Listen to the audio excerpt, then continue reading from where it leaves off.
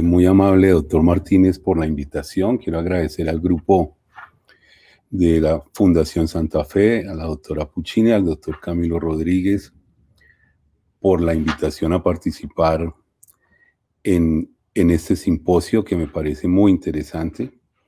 Y entonces en unos minutos, o en estos minutos, trataré de demostrar algo de lo que uno podría considerar la experiencia o el seguimiento en la diabetes gestacional. Cuando uno se enfrenta a este tema, pues a veces como que llegamos a un punto en el que tenemos que compartir nuestro conocimiento con el grupo de endocrinología. Mi objetivo es ver cómo podemos en forma integrada manejar estas patologías y que nosotros como ginecobstetras nos podamos profundizar un poco en este tema. Dentro de mis conflictos de interés, soy speaker de Abbott y esto pues no me limita para mostrar la evidencia que hoy contamos y que hoy tenemos para un tema como la diabetes gestacional. En este artículo que ven en el margen de la diapositiva, dice la evaluación de las guías de screening y diagnóstico de diabetes gestacional. Se hizo una revisión sistemática de todas las guías y se dieron cuenta pues que definitivamente las guías de diabetes tienen una fuerte evidencia, y es así como la Asociación Americana de Diabetes pues ha marcado una guía pues que hoy ya está publicada la última actualización en el 2021. Está la Asociación Americana de Ginecología y Obstetricia, que también pues ha hecho un reporte importante en el manejo del seguimiento de las pacientes diabéticas, pero también pues hay una guía que pues aprovecho para recordar que el doctor Rodolfo Martínez fue el líder en el desarrollo de esta guía práctica del Ministerio de Salud para el diagnóstico y seguimiento de la diabetes. Y cuando uno reúne estas tres guías, pues uno podría entonces empezar a entender cómo debe seguir uno las pacientes con diabetes gestacional. Cuando uno le llega a una paciente con diabetes gestacional, como explicaba la doctora Buitrago, pues uno tiene la opción de dar dos manejos: un manejo no farmacológico y un manejo farmacológico. Las pacientes que entran en un manejo no farmacológico, dentro de sus características está utilizar el ejercicio, y para ellos entonces se sugieren 150 minutos de ejercicio a la semana, o sea, 30 minutos al día en 5 días, como alternativa en el manejo no farmacológico de pacientes con diabetes gestacional. Obviamente, pues viene la parte nutricional, que yo quería recalcar en esto, que esta parte nutricional primero se debe hacer en forma integrada con nutrición, pero fíjense que el 40% de la nutrición de pacientes con diabetes gestacional está centrada en los carbohidratos. Por tanto, el saber qué carbohidratos se utilizan y cuáles no, pues podría ser la diferencia entre saber hacer una dieta que tenga en promedio 171 gramos de carbohidrato al día y 71 gramos de proteínas. Esto lo que busca es mostrar que la dieta es un factor importante y el control del peso, que ajustaremos por las kilocalorías diarias de acuerdo al peso de la paciente al ingreso del embarazo.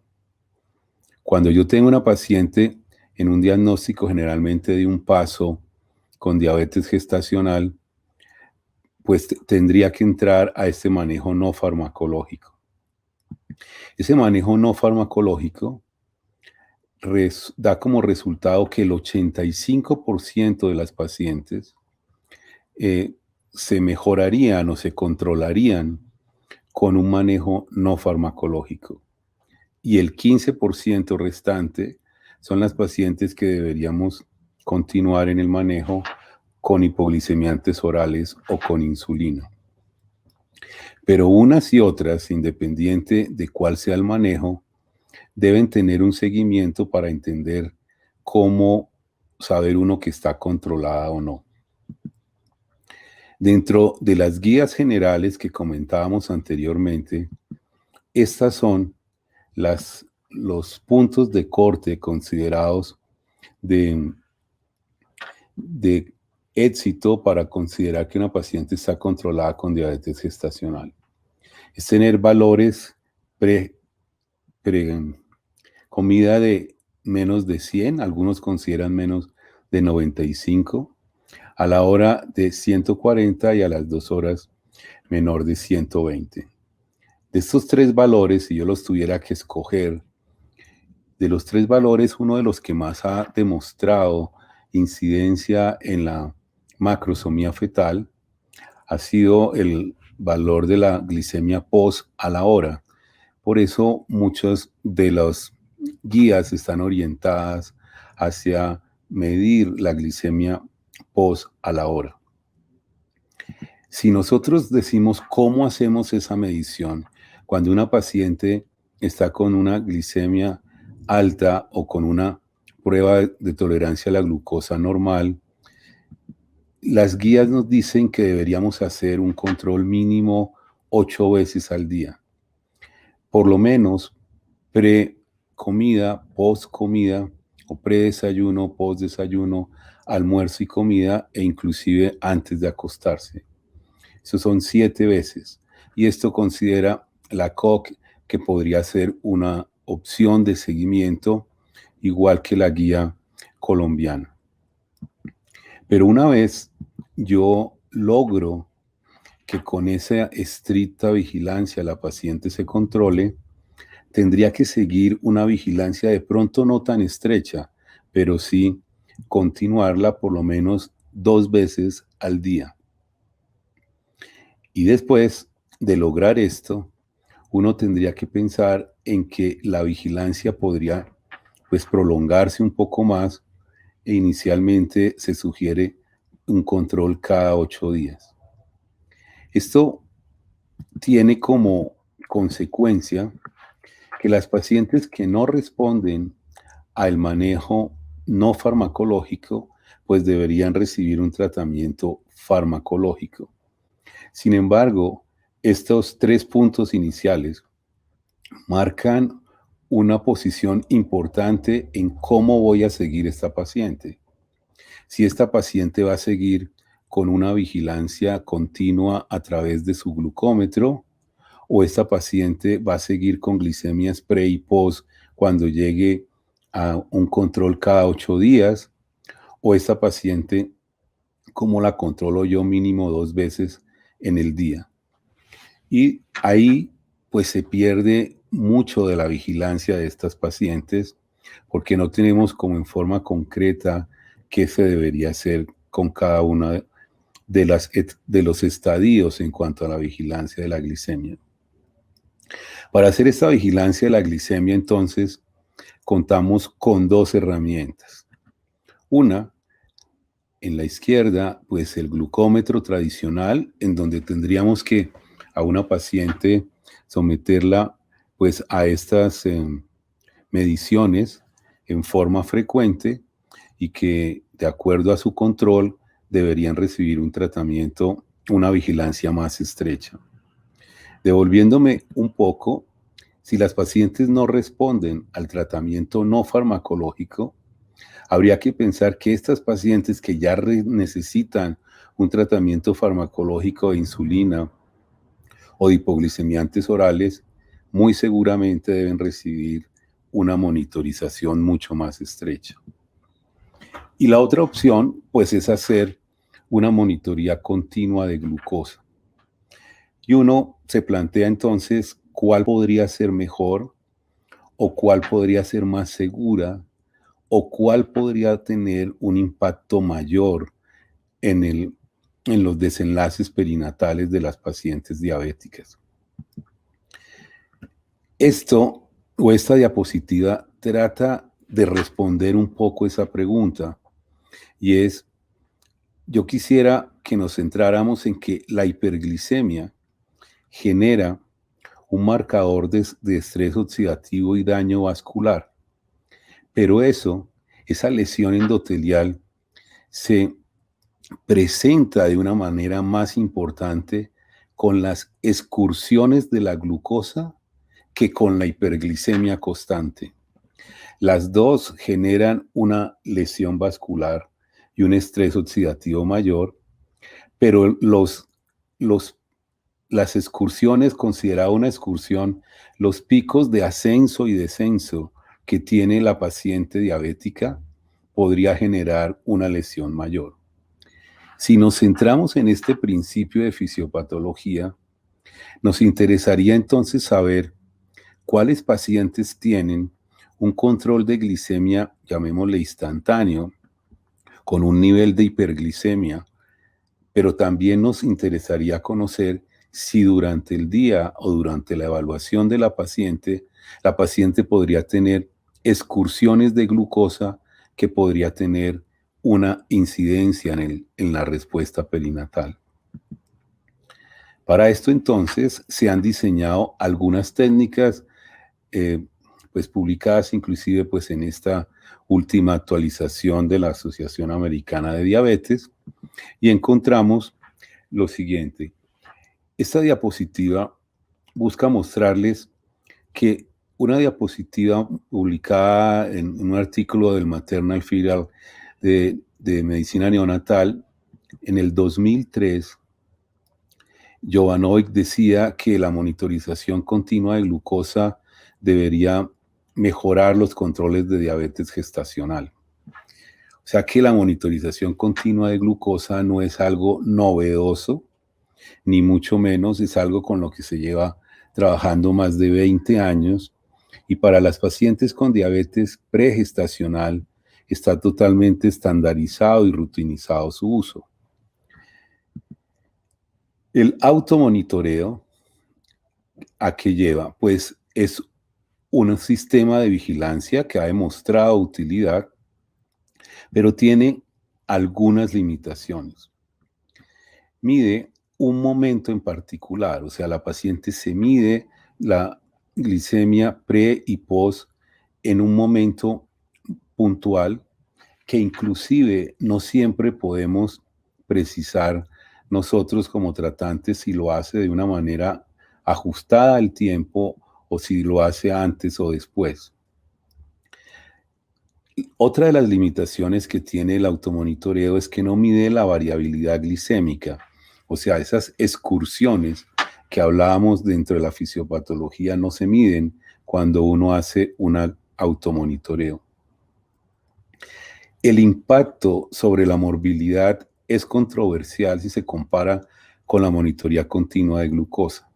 Y digo que es controversial porque obviamente hoy en día, con la experiencia en diabetes gestacional, pues no tenemos todavía la total evidencia que un método supere al otro, sobre todo en el impacto de la morbilidad perinatal, que es en el fondo lo que nos interesa, porque esta paciente que tiene diabetes gestacional, pues probablemente no va a tener un desenlace adverso materno, no va a ser un cuadro de hipoglicemia que la lleve a las consecuencias de la diabetes pregestacional.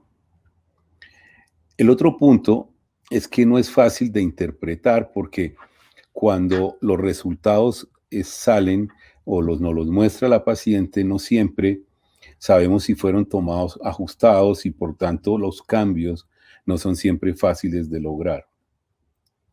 Requiere múltiples mediciones, lo que puede molestar a la paciente en su vigilancia, y debe ser revisado ese glucómetro para una calibración periódica para evitar pues malas interpretaciones. Hoy en día hay 3 sistemas de monitoría continua de glucosa. Uno que se llama un sistema real de monitoría continua de glucosa, en donde la paciente puede medir los niveles de glucosa continuamente, o sea, ella puede ver cómo está el nivel de glucosa continuamente. Esto no es una bomba de insulina, La bomba de insulina tiene otras características adicionales que le permite a la paciente la infusión de insulina de acuerdo al ratio o algunas alarmas que le indican que pare la infusión de insulina. Pero en este la paciente puede ver de forma continua sus niveles de glucosa. Un segundo sistema que es un sistema intermitente de escaneo de la monitoría continua de glucosa. En este paciente, la paciente puede medir continuamente sus valores de glucosa, pero para yo poderlos registrar, la paciente tiene que escanear un dispositivo, un lector o el celular para yo poder conocer los valores de glucosa y poderlos reunir y graficar y poderlos conocer. Y un tercer sistema, que es lo que se llama un sistema profesional de monitoría continua de glucosa, en donde la paciente en forma remota puede tener un dispositivo que le marque a su tratante los valores de glucosa, más o menos comparado a un holter que podríamos hacer en la parte cardiológica. Nosotros hoy contamos con un monitoreo intermitente de glucosa que se viene utilizando, como decía yo, en forma ya muy rutinaria en diabetes pregestacional, pero el INVIMA ha aprobado el dispositivo de monitoreo continuo de glucosa en pacientes con diabetes gestacional y las EPS pues han aceptado con la aplicación del MIPRES la utilización de la monitorización continua de glucosa en forma intermitente. ¿En qué consiste esto? La monitoría continua de glucosa permite entonces medir la variabilidad relacionada con el estrés oxidativo, con el daño vascular que mostraban las lesiones con las excursiones.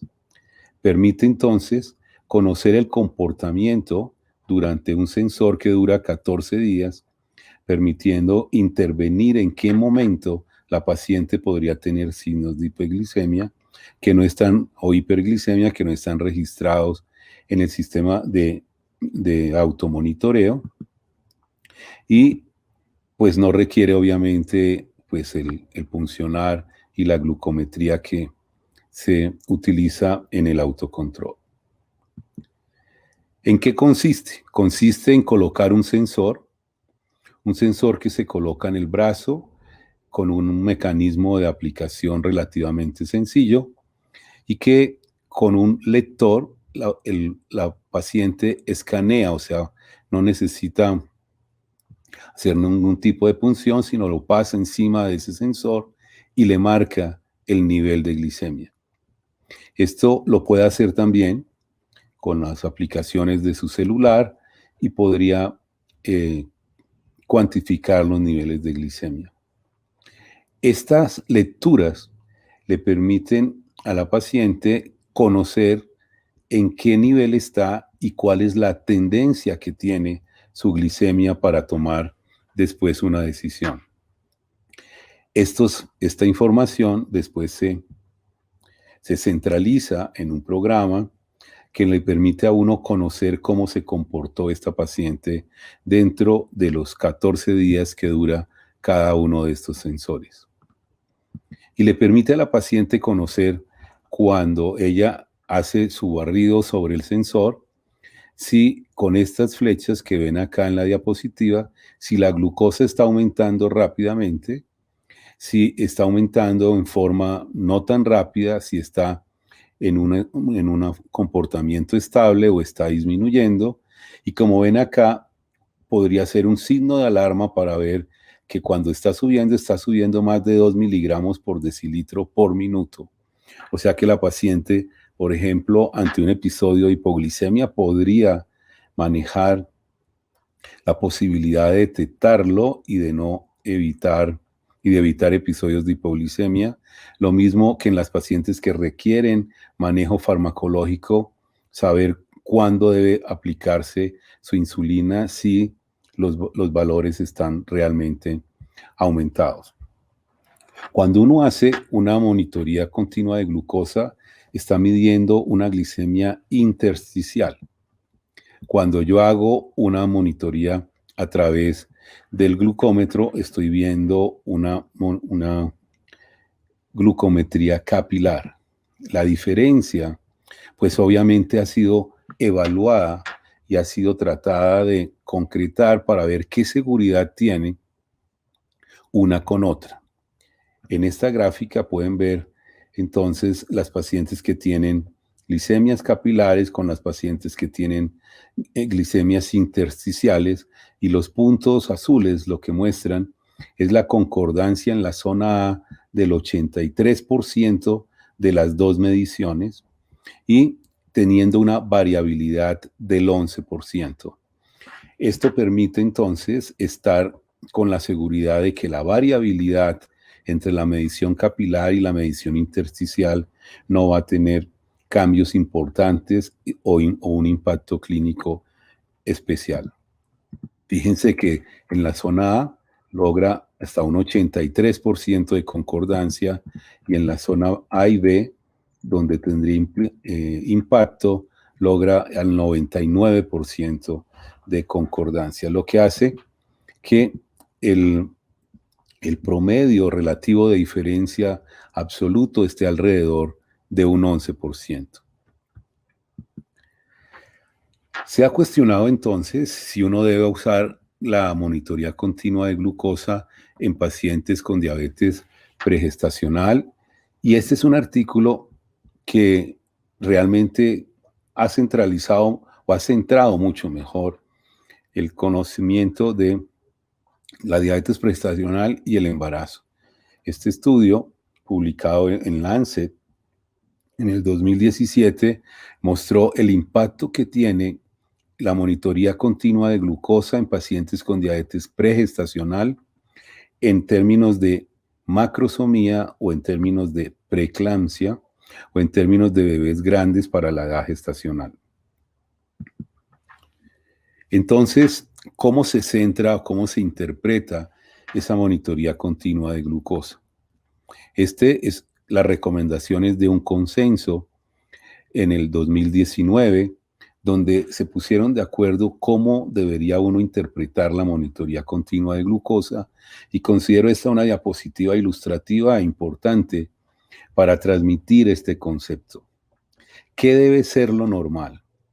En una paciente embarazada con diabetes pregestacional, ¿sí? Diabetes tipo 1, esta paciente debería estar en rangos, los rangos que hablábamos, considerados normales desde antes, en el 70% de sus mediciones durante todo el día. Y podría tener menos de un 25% estar por encima de este rango, y solo menos de un 4% estar en rangos de hipoglicemia. Esta paciente, fíjense, no está embarazada, y en pacientes con diabetes tipo 1 y tipo 2 se acepta, el rango de un 70%, con casi un 25% de valores por encima de 180 y menos de un 5% con valores de 250. O sea que son rangos mucho más permisibles, son rangos mucho más tolerables. Pero ahora busquemos a pacientes que tienen diabetes gestacional en el margen derecho de la diapositiva y diabetes tipo 2. Se considera que cuando uno hace monitoría continua de glucosa, uno debería estar en un rango de un 90% durante el día, menos de un 4% en pacientes en hipoglicemia y un porcentaje muy bajo de un 5 a un 6% en pacientes con hiperglicemia. O sea que este es nuestro objetivo en pacientes con diabetes gestacional, y este sería nuestro objetivo en pacientes con diabetes pregestacional. En esta tercera gráfica, fíjense que dice pacientes que ya tienen pues mayor edad, pues se les pide un criterio de tiempo en rango mucho menor. O sea que cuando vamos a hacer monitoría continua de glucosa, El punto central es conocer los tiempos en rango que tiene esta paciente y para nosotros, en las pacientes en embarazo, están en el 70% para las diabéticas pregestacionales y en un 90% para las diabéticas gestacionales.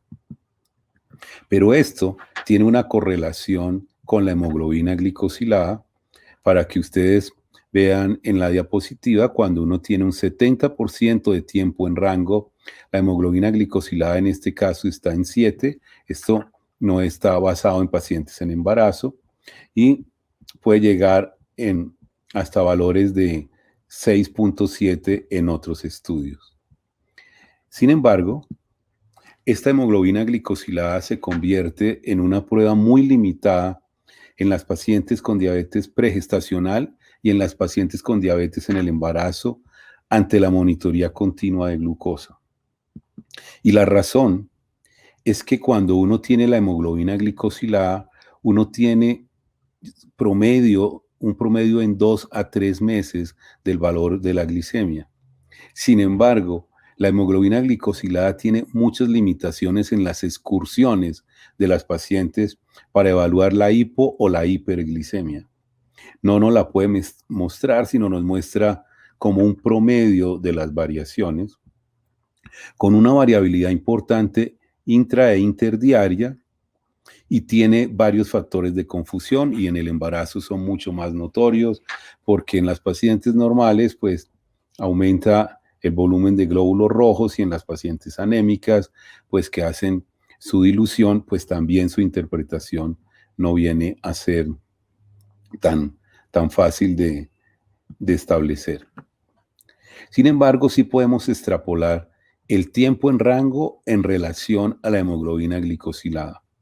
Y se considera que cada aumento del tiempo en rango en un 10%, o sea, del 70 lo pasamos al 80, hay una disminución de la hemoglobina glicosilada en un 0.8%. O sea que si nosotros logramos tener una paciente nuestra con un 90% en tiempo en rango, tendríamos que tener una hemoglobina glicosilada en promedio de un 5.1 que tiene, según los estudios que ya se han hecho, un impacto muy bajo en el resultado perinatal. Y cuando tenemos 70%, que es digamos, el que quisiéramos como meta en pacientes con diabetes pregestacional, tendríamos un 6% de hemoglobina glicosilada, lo que nos da una seguridad en el impacto en el desarrollo perinatal. Sin embargo, pues no todas las pacientes se les ha podido hacer monitoría continua de glucosa y se han presentado muchos trabajos. Uno que me pareció interesante porque muestra el análisis de 2 semanas de un perfil de pacientes que tienen diabetes gestacional leve y en el que uno encuentra que no hay una gran diferencia en niveles como para tener que usar una monitorización con un manejo farmacológico.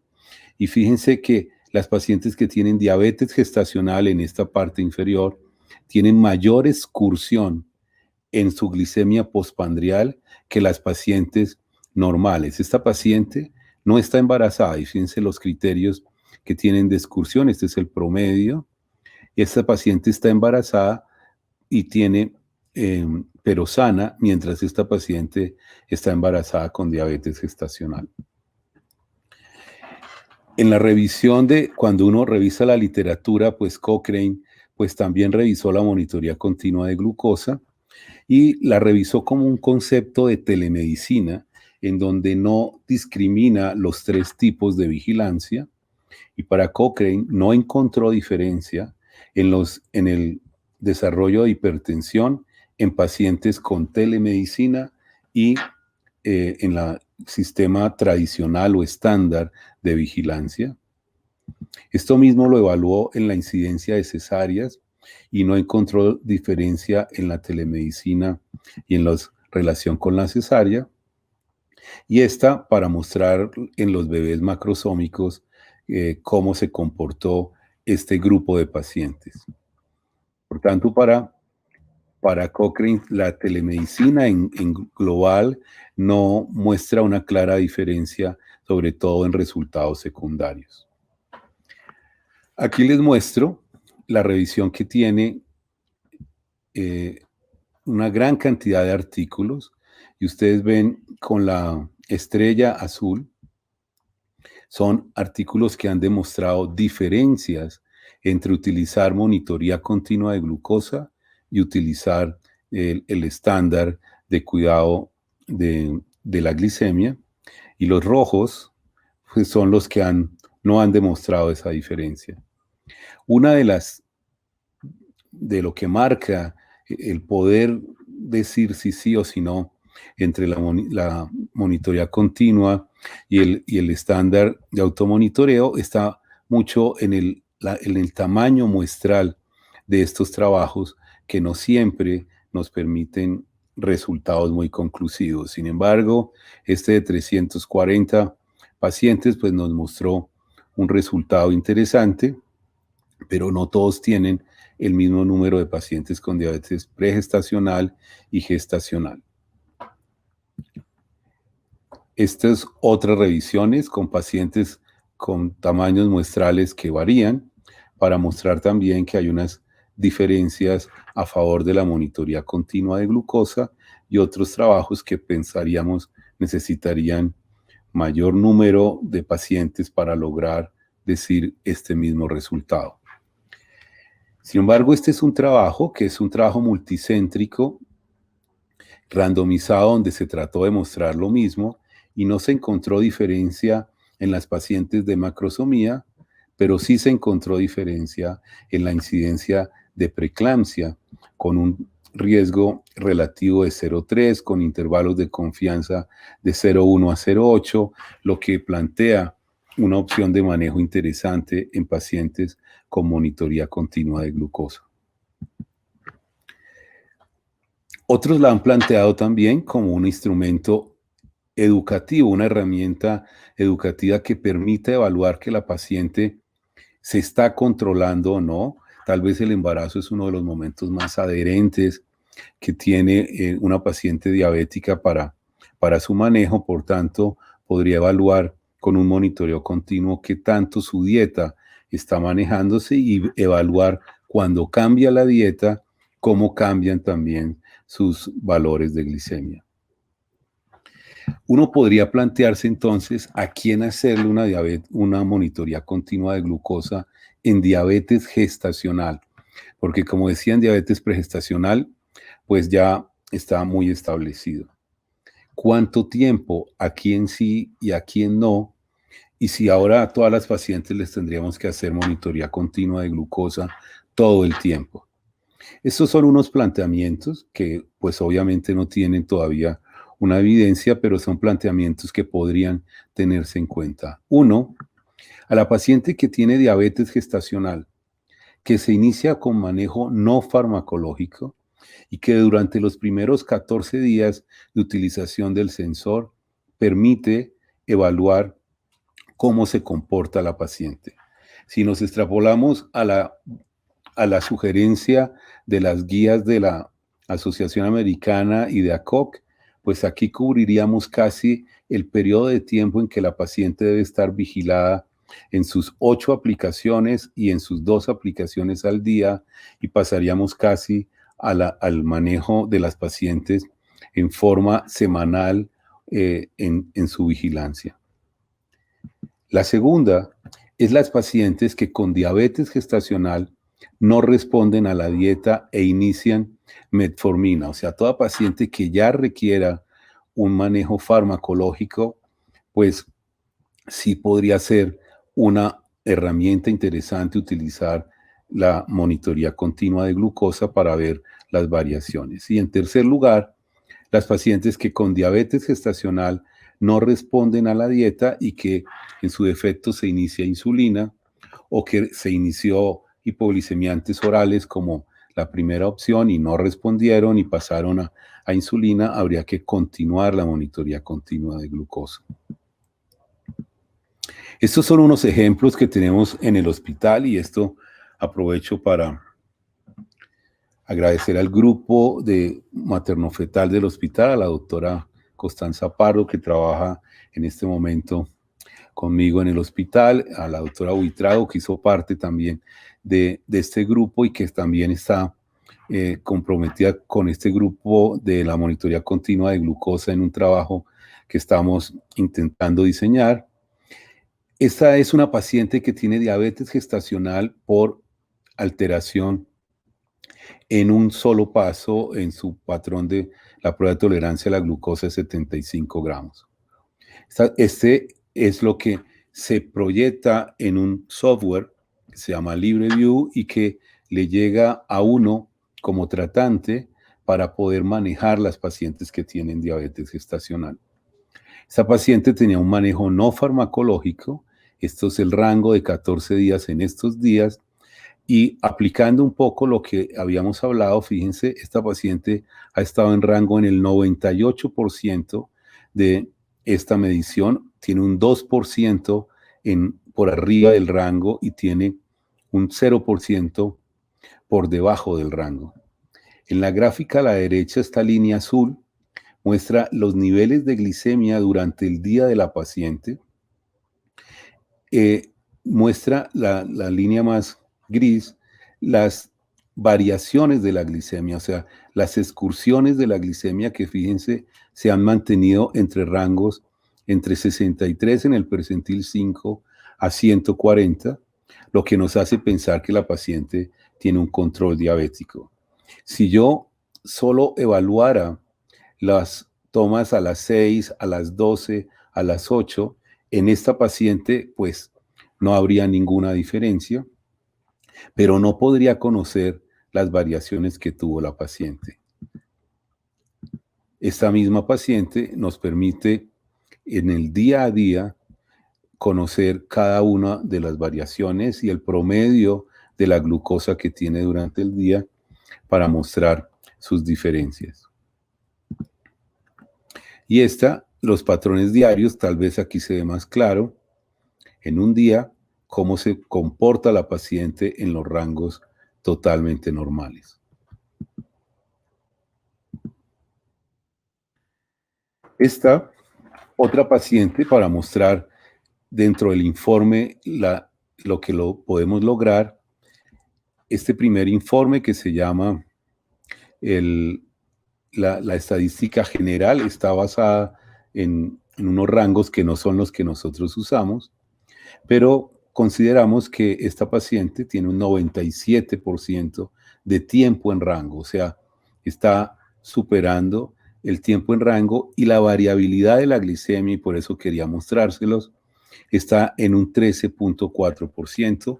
Uno acepta que la variabilidad glicémica en la monitoría continua de glucosa debe estar alrededor de un 36% máximo. Esta paciente, igual que la anterior, tiene un 99% de tiempo en rango, una glucosa en promedio de 89, pero fíjense que esta paciente está haciendo aquí algunas hipoglicemias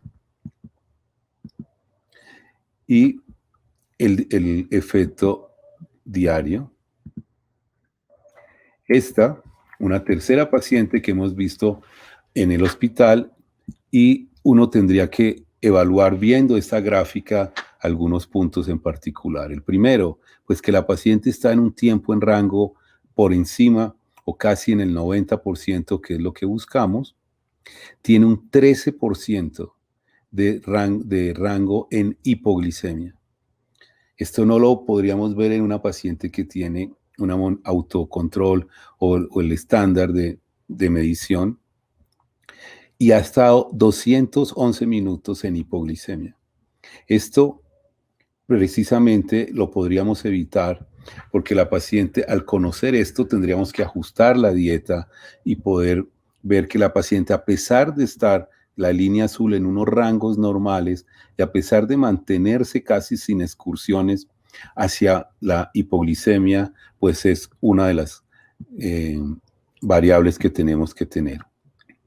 En el día a día también lo podemos evaluar y vemos aquí en la línea roja que la paciente sí se mantiene, pero se mantiene en un rango de glicemia muy bajo. Por tanto, la las excursiones o la dieta en particular hay que ajustarla.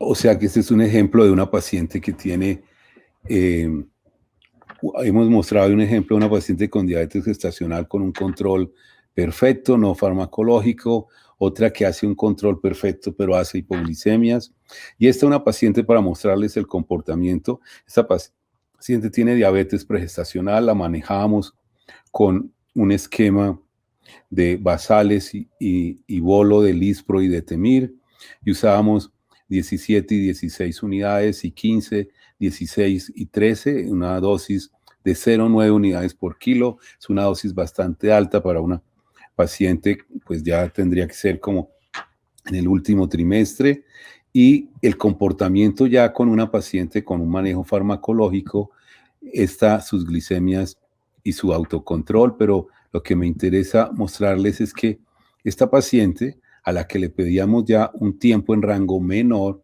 que está en un 70%, ahí estaría controlada, tiene una variabilidad de un 31%, o sea, ajustado a los días, tiene un uso del sensor de un 85%, o sea, se ha escaneado juiciosamente, ¿sí? Sin embargo, fíjense que esta paciente toca ajustarle los niveles de insulina porque hace excursiones que se salen del rango normal de los 140, pero yo sí podría detectar en qué momento los hace. Aquí a las 10 de la mañana, por ejemplo, aquí antes hacia las 6 de la tarde hace 188, y aquí hace un episodio de hipoglicemia con otro que hace acá hacia las 2 de la mañana. Esta paciente nos permitió entonces ajustar el esquema de insulina para que la paciente pudiera tener valores mucho más estables. Fíjense que acá, a pesar de estar con el tiempo en rango, tiene unas excursiones que son las que tendríamos que tratar de evaluar y de conocer, porque tiene niveles de hipoglicemia generalmente en la madrugada. Ajustando un poco los valores de insulina en el día por día, podemos ver según el ratio o la sensibilidad cómo podríamos ajustar cada uno de los valores de hiperglicemia.